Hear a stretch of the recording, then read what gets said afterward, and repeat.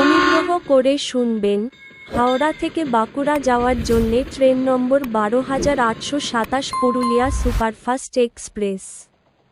প্রতিদিন বিকেল ৪:২০-তে হাওড়া জংশনের ১৭ অথবা ১৮ নম্বর প্ল্যাটফর্ম থেকে ছেড়ে যায় এবং এটি বাঁকুড়া পৌঁছায় একই দিন রাত ৮:৩২-এ বাঁকুড়া জংশনের ২ অথবা ৩ নম্বর প্ল্যাটফর্মে।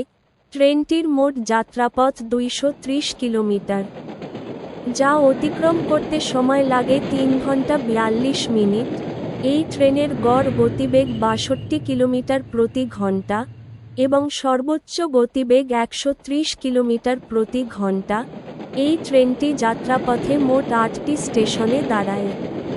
এই ট্রেনের সেকেন্ড সিটিং ভাড়া ১২০ টাকা, চেয়ার কার ভাড়া ৪৩৫ টাকা, থার্ড এসি ভাড়া ৫৬০ টাকা। ভিডিওটি ভালো লাগলে লাইক করবেন এবং সঠিক তথ্যের জন্য চ্যানেলটিকে সাবস্ক্রাইব করবেন।